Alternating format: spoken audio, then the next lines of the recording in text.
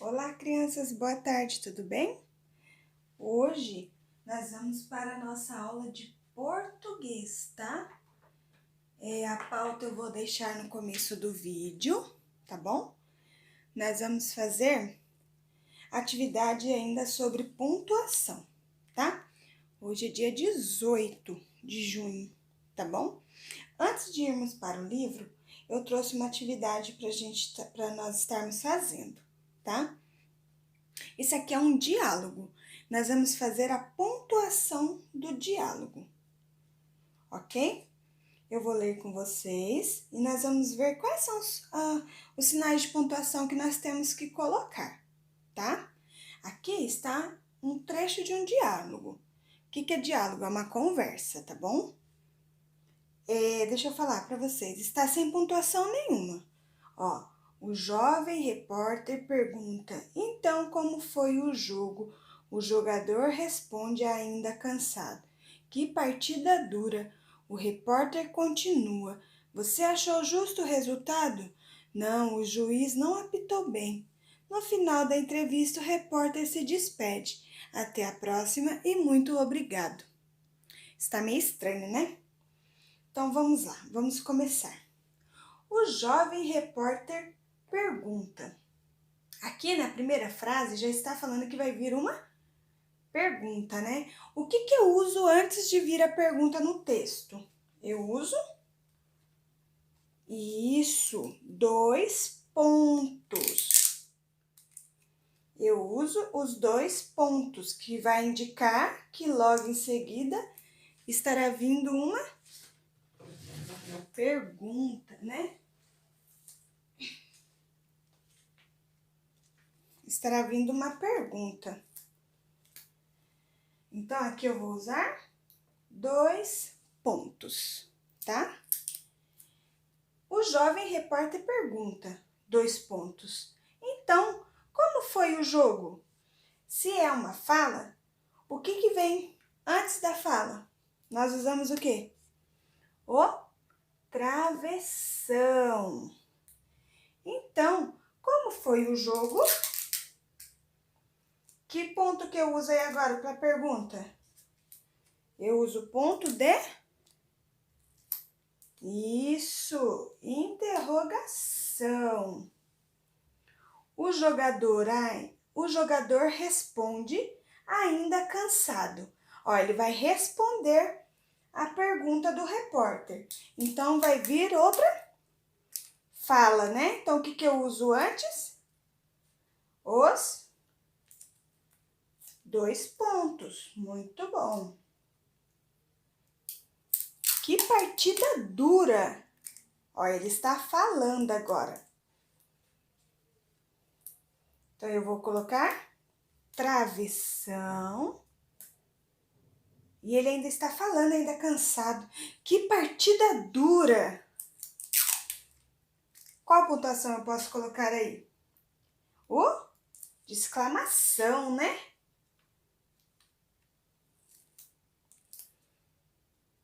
Tá muito grande isso aqui, deixa eu dar uma cortadinha. Que partida dura! Ele está exclamando, ó. Tá mostrando o sentimento dele, né? Que ele está cansado. O repórter continua. Aí agora ele vai usar, nós vamos usar 2 pontos, tia Fabi, porque vai vir outra frase, outra fala. E antes da fala, o que eu coloco? Travessão. Você achou justo o resultado? Ele está fazendo o quê? Uma pergunta, né? O repórter está fazendo uma pergunta para o jogador. Então, o que eu vou usar? Ponto de interrogação. E ele vai responder. Antes da resposta, eu coloco travessão, antes, né? E aqui ele vai falar assim, ó. Não. O juiz não apitou bem. Ponto final. Que nós vamos usar os 2 pontos final. Aqui que ele falou não e depois ele continuou. O juiz não apitou bem.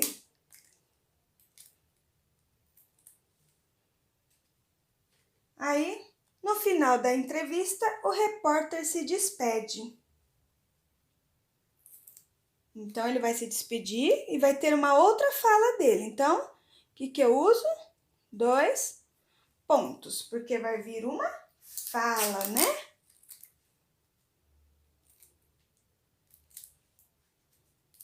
Antes da fala, eu vou usar travessão. Até a próxima e muito obrigado. E no final eu uso ponto final. Agora nós vamos ler com as pontuações. Vamos ver como que ficou. O jovem repórter pergunta, 2 pontos. Travessão, que vai começar uma fala, né? Então, como foi o jogo? Ponto de interrogação, porque é uma pergunta. O jogador responde ainda cansado. Que partida dura! Ponto de exclamação. Ele está demonstrando que a partida não foi fácil, né? O repórter continua, 2 pontos, travessão. Você achou justo o resultado? Não, o juiz não apitou bem.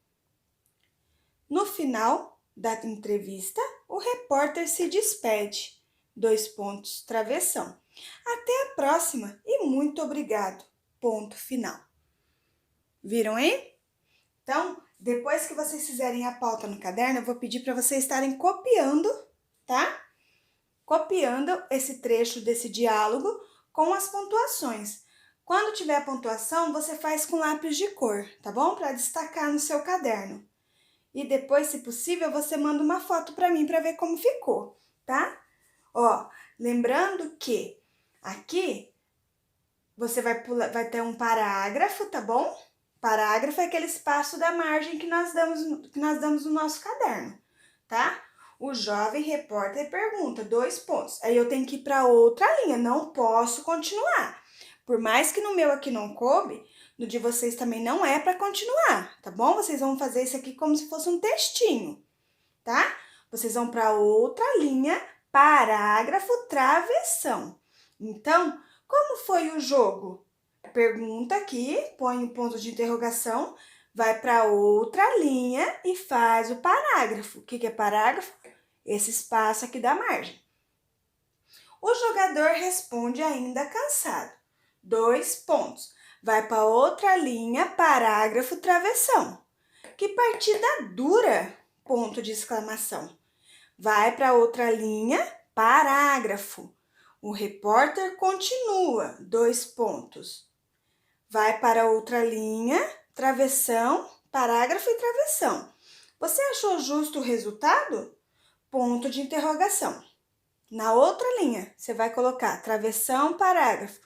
Não, o juiz não apitou bem. Ponto final. Ponto final na outra linha, parágrafo. No final da entrevista, o repórter se despede. O meu aqui não coube, o de vocês pode continuar, tá bom? Porque aqui ainda faz parte dessa frase aqui, tá? Então, esse daqui você pode continuar, porque o meu não coube. 2 pontos. Na outra linha, você vai fazer o parágrafo travessão. Até a próxima e muito obrigado. Aí as pontuações você pode fazer com lápis e depois passar o lápis de cor para ficar bem bonito no seu caderno, tá bom? Agora nós vamos para o livro de português, lá na página 71.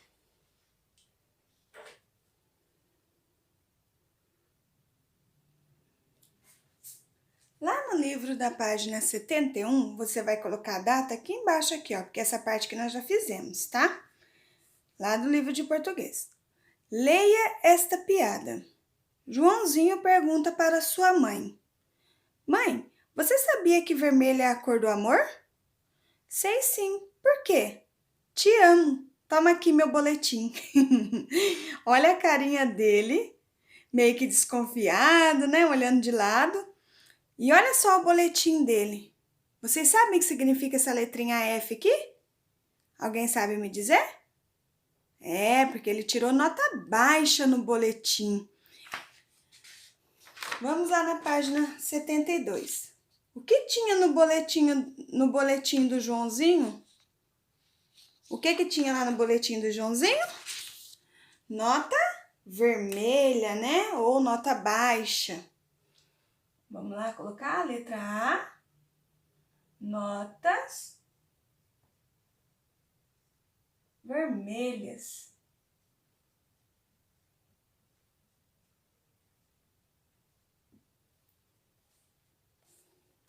Observe que nessa piada aparece um parágrafo que não contém a fala de Joãozinho nem da mãe.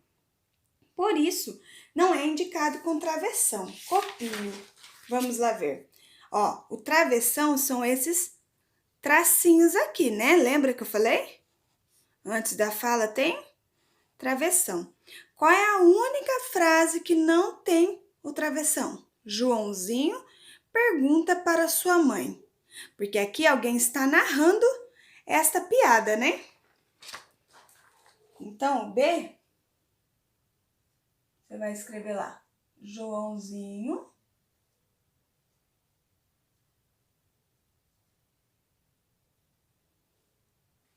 pergunta para sua mãe.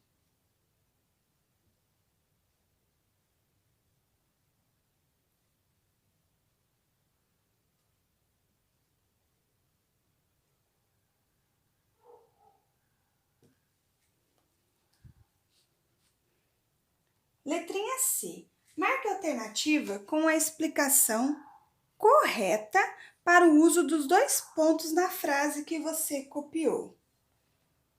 Esqueci de colocar os dois pontos. Lembra que eu falei que os dois pontos servem para indicar que logo em seguida vai vir uma fala, né? Ou ele serve para fazer a enumeração de uma lista? Uma enumeração ou uma lista? Então vamos lá.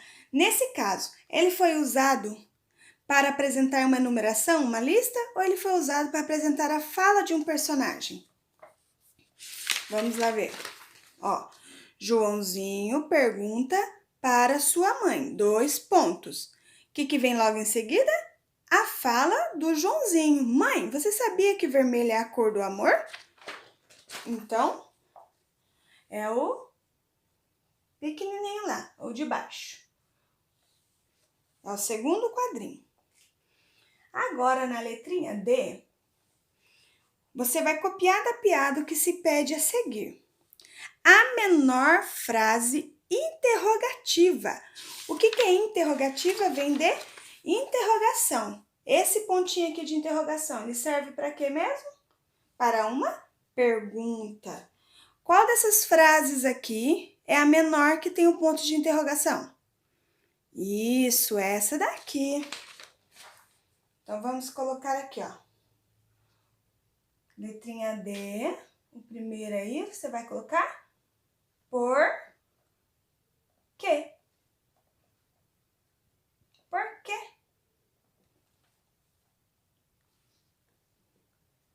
Agora, nós vamos para uma frase exclamativa. Exclamativa é aquela que demonstra um sentimento. Qual que é? Te amo. Então, vamos colocar aqui. Te amo.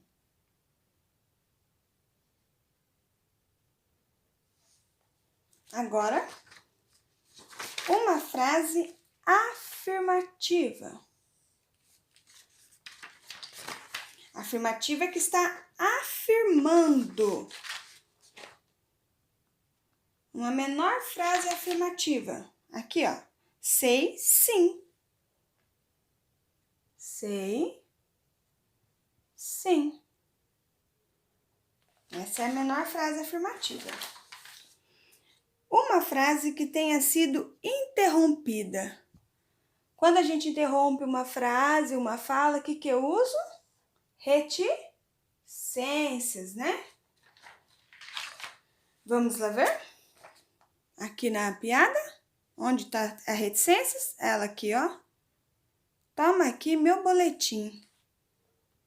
Toma aqui meu boletim. 3 pontinhos reticências, né?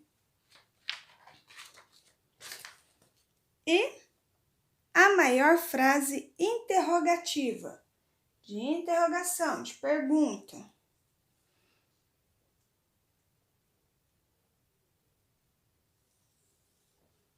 Essa daqui, ó. Ó, a maior que tem, ó. Mãe, travessão, né? Mãe, você sabia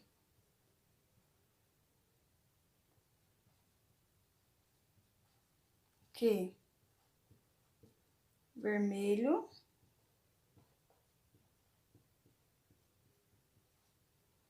é a cor do amor?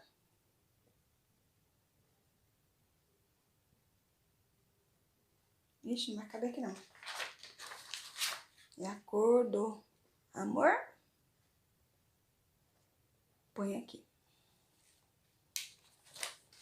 E nós vamos lá para a página 73. Tá bom? Da piada a seguir foram retirados travessões. Leia o texto e coloque travessões nas falas dos personagens. Preste atenção, tá bom? Nós vamos ler, nós vamos identificar onde está a fala dos personagens. A professora pergunta aos alunos: se eu for à feira e comer 4 peras, 3 bananas, 10 laranjas e uma melancia, qual será o resultado? Do fundo da sala, Joãozinho grita: uma dor de barriga. Porque se ela for lá na feira, né? E comer tudo isso aqui vai dar uma dor de barriga nela. Então vamos lá. A professora pergunta aos alunos: isso aqui é uma fala? Não, né? Aqui alguém está narrando esta piada aqui. Se eu for à feira e comer 4 peras, 3 bananas, 10 laranjas e uma melancia, qual será o resultado? Aqui é uma pergunta, então tem alguém falando aqui. Então, você vai pôr o travessão aqui, ó. Tá? Estão vendo aí? Do fundo da sala, Joãozinho grita. 2 pontos, ó. Então, quer dizer que logo em seguida vai vir outra fala. Uma dor de barriga.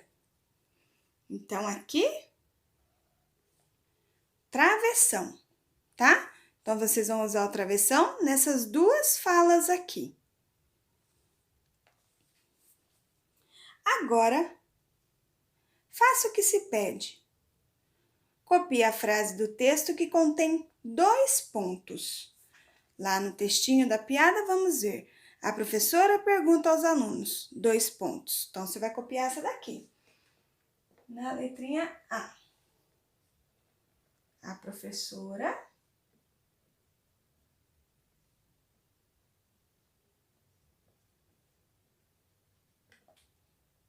pergunta aos alunos.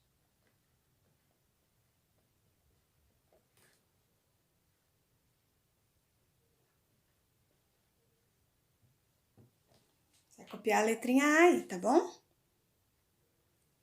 Letra B. Copie a frase do texto que contém ponto de exclamação. Cadê a frase aqui que ele está exclamando? Ponto de exclamação é esse daqui, ó. Uma dor de barriga. Copiei no B.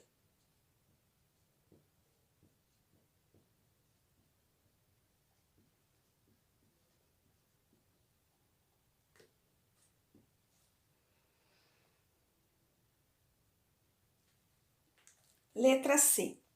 Copie a frase do texto que contém vírgula e termina com 2 pontos. Vamos ver, essa primeira frase termina com 2 pontos, ela tem vírgula? Ó, não, né? Então, vamos ver aqui, ó. Do fundo da sala, Joãozinho grita. Termina com 2 pontos, tem vírgula? Tem, ó, do fundo da sala, Joãozinho grita. Então, a letrinha C, do fundo da sala, vírgula. Joãozinho grita.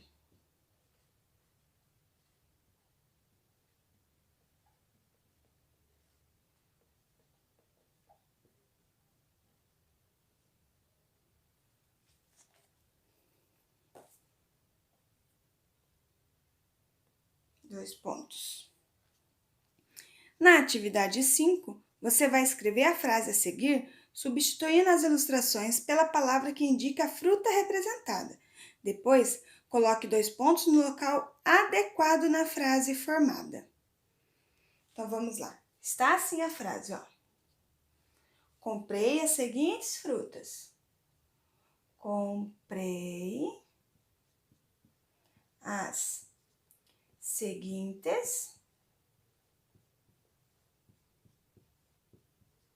frutas. Lembra que os 2 pontos eu uso tanto para logo em seguida vir uma fala num texto ou para enumerar, fazer uma lista? Então, ó, nós vamos escrever o nome dessas frutas. Então, eu vou usar 2 pontos. Qual que é a primeira fruta? Maçã. O meu não coube ali, tá? Se o seu couber, continua. A outra fruta?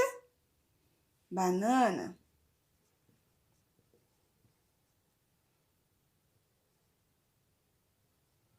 A outra fruta? Pera. E a última fruta? Morango.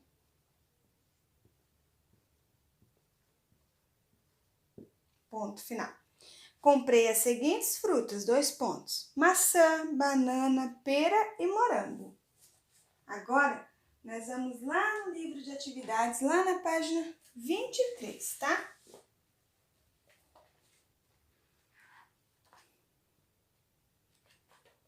Vamos ver o que se pede lá na página 23.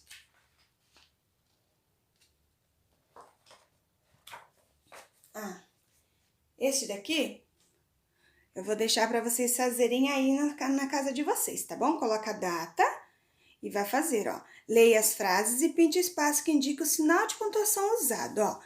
Quem pegou o meu livro? Esse sinal aqui é um ponto final, ponto de interrogação ou de exclamação? Aí, por exemplo, ó, o primeiro, vou fazer o primeiro aqui com vocês. Quem pegou o meu livro? Isso aqui é um ponto de interrogação. Então, eu vou ver onde está escrito ponto de interrogação e eu vou pintar esse espaço aqui dele, tá? O próximo. Hoje está chovendo muito. O que ele usou aqui? Ponto final. Você vai ver onde está escrito ponto final e vai pintar. Que alegria ver você! O que ele está aqui? Ponto de exclamação. Será que esqueci de algo? Ponto. É uma pergunta. O que eu uso? Interrogação. Que susto você me deu? O que ele usa aqui? Exclamação. Estou estudando. Ponto final. Aí você vai pintar. E aqui embaixo, na atividade 3, você vai escrever uma frase para cada cena usando sinais de pontuação, tá? Aí você faz uma frase. Não se esqueça da pontuação, tá bom? Agora vamos para a aula de História.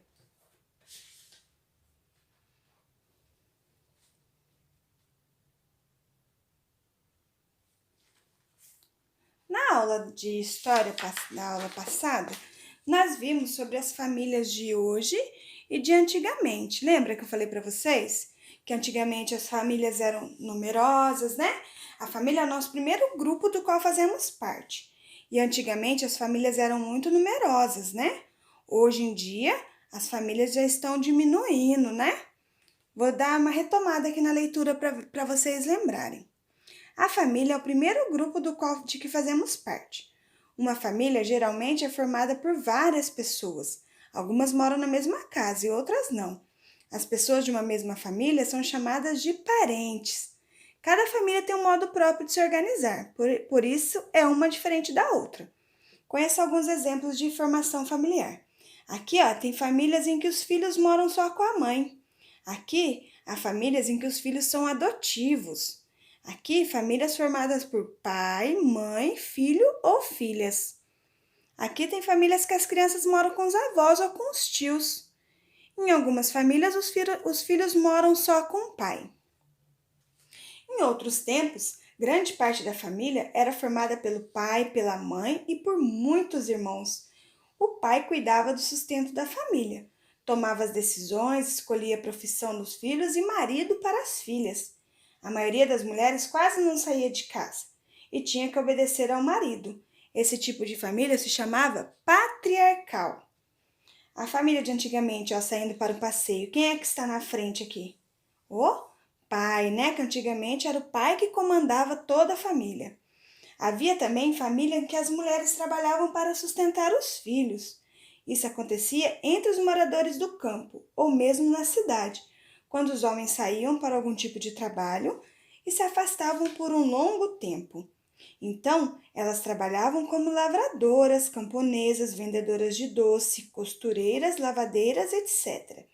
Havia, entre as famílias mais ricas, algumas mulheres que assumiam a chefia da fazenda, cuidavam dos empregados e das fazendas e das vendas.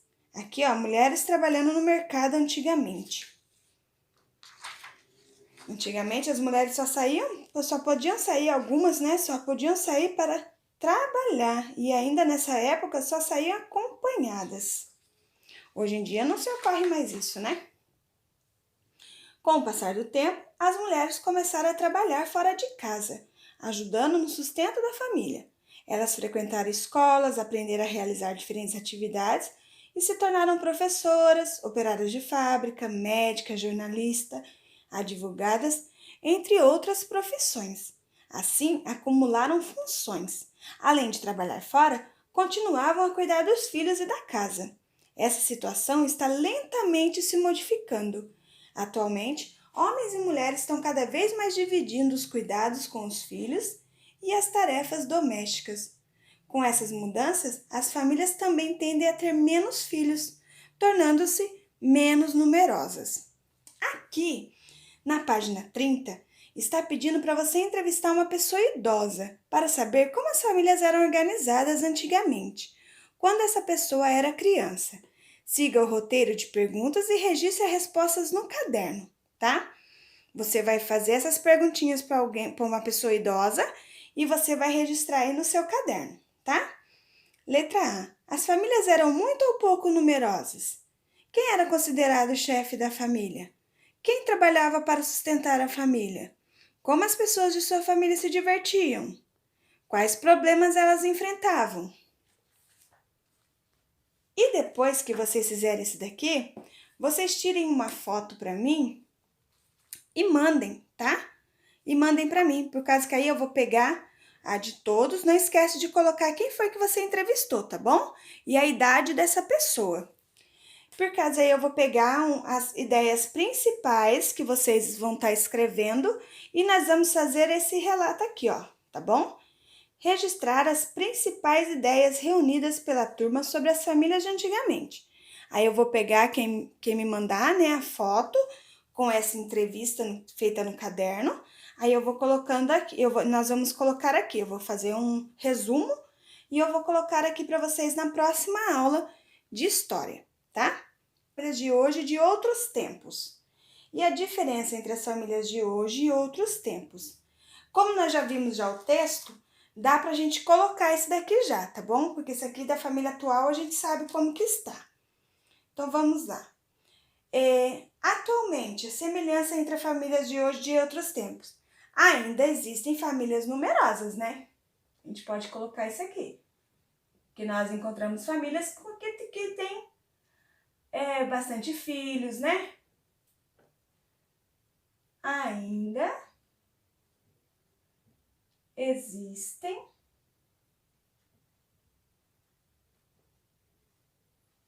famílias numerosas.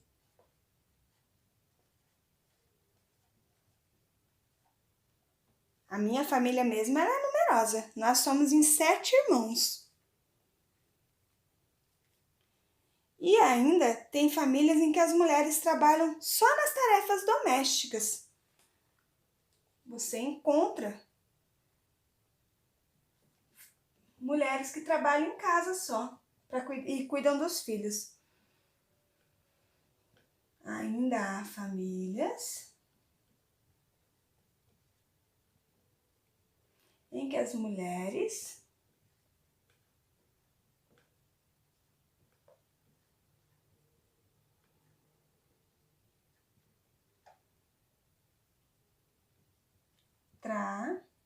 trabalham exclusivamente em casa, não trabalham em outro lugar, só em casa.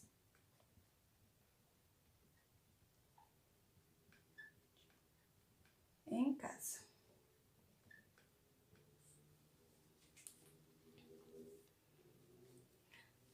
Nas tarefas domésticas, tá?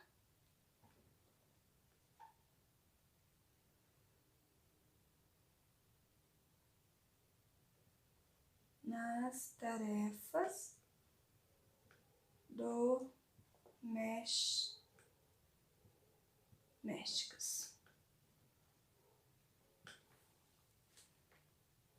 Tá bom?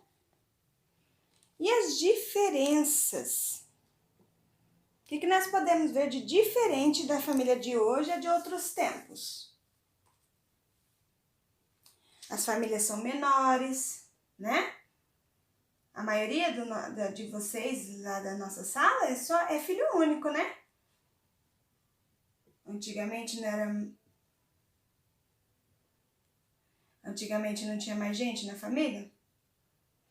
Então, hoje em dia, a diferença é que as famílias são menores.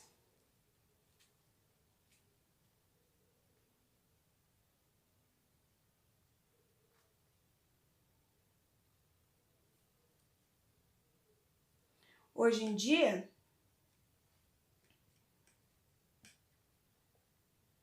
homens e mulheres trabalham para sustentar a família.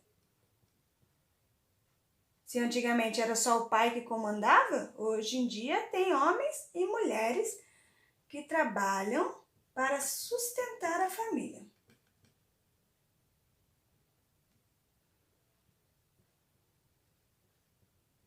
Sustentar a família.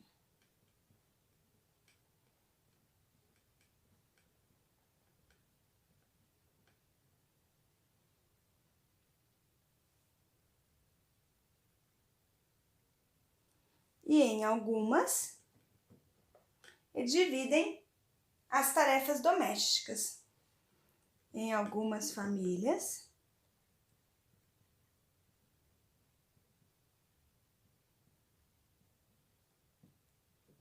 se dividem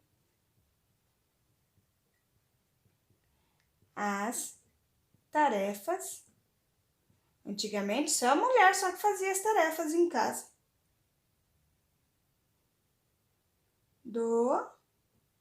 Domésticas.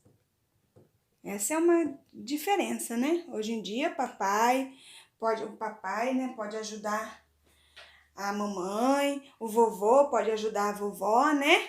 O titio pode ajudar a titia nas tarefas domésticas, como limpar um quintal, né? Lavar uma louça.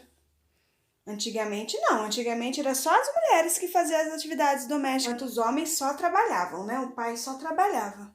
Hoje em dia não, hoje em dia já é bem diferente, tá? E aí vocês vão preencher. Na primeira tabela, as semelhanças, as de hoje e de outros tempos, e aqui as diferenças, tá?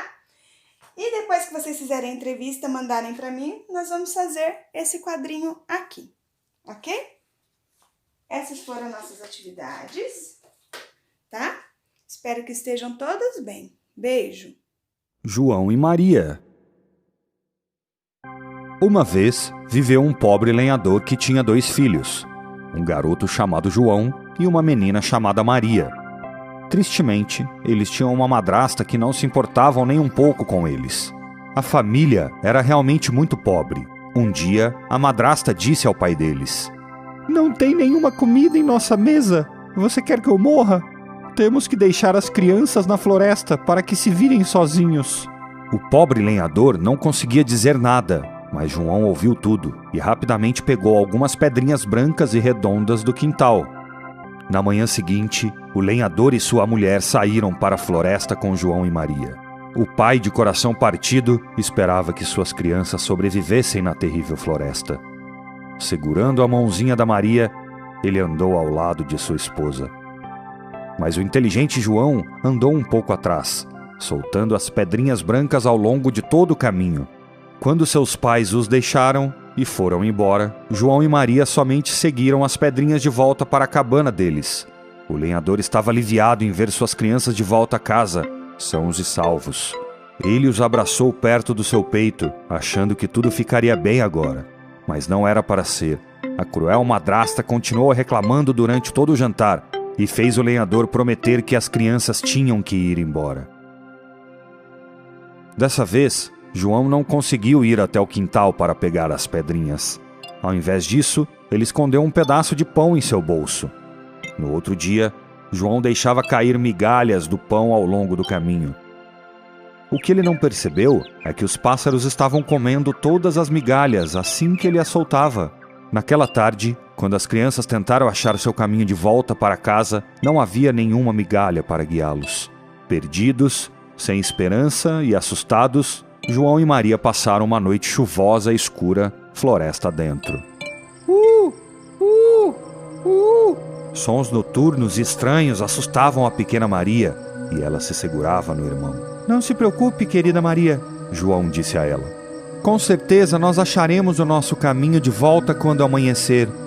Quando João e Maria acordaram na manhã seguinte, eles viram uma pequena e estranha cabana bem na frente de seus olhos. Parecia que a cabana era um bolo gigante. E sim, era um gigante bolo de chocolate. As paredes eram rebitadas com doces e pirulitos como chaminés. As cortinas eram feitas de cobertura e flores de rosquinhas cresciam em volta.